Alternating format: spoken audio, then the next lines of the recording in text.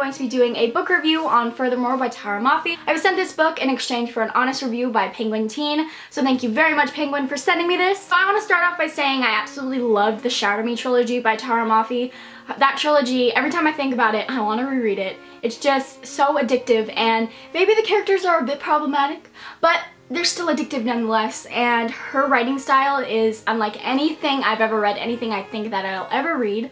She has an amazing way with words, so when I found out that she had written another book, I was like, heck yeah, jumping on that train, need to have it. And let me tell you, this book did not disappoint. So I listened to this book on audio, which I think made this reading experience so awesome because the guy that narrated it with such sass, because Alice is one of the sassiest, headstrong, bratty characters I've ever read, but God, she is amazing and I love her. She reminds me so much of my niece.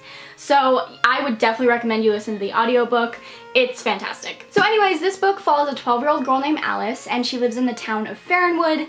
And Farronwood is very colorful, very magical. The people there have like green hair, and it's all very wild. But Alice was actually born colorless, so she has no pigment except her eyes are a bit hazel. So she is a colorless person in a very colorful world. I think that that is such a cool idea. Anyway, her father has actually been missing for 3 years, and she's always held on hope that he was going to come back. One day, she runs into this boy named Oliver, and he kind of tells her that, hey, I know where your dad is and let's go find him, and they set off this adventure to go to Furthermore, which is this magical, even more magical world where they think that she thinks that her father's at.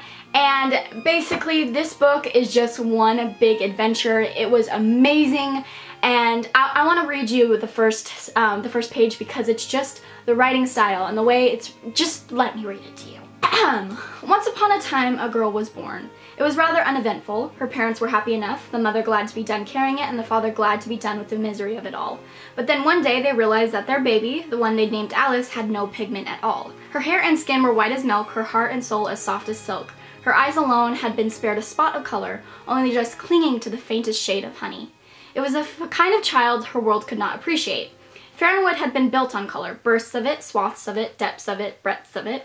Its people were known to be the brightest, modeled after the planets, they'd said, and young Alice was deemed simply too dim, even though she knew she was not.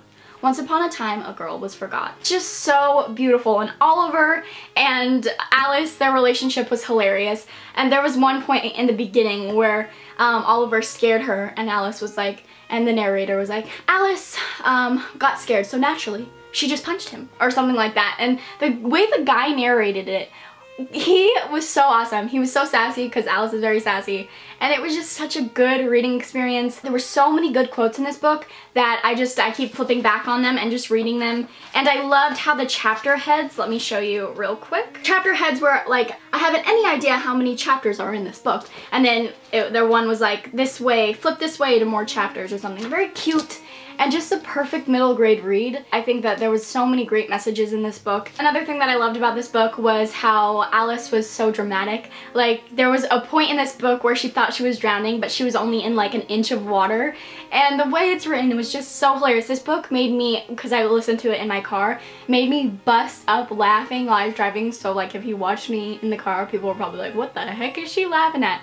But I needed this book. It was hilarious. It was heartfelt. It was rich.